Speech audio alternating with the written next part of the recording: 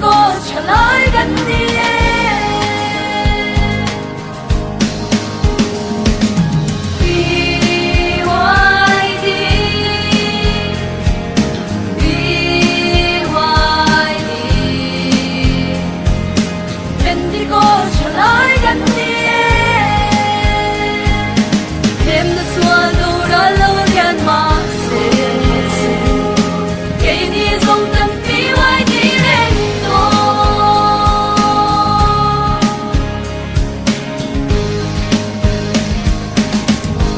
chân ta na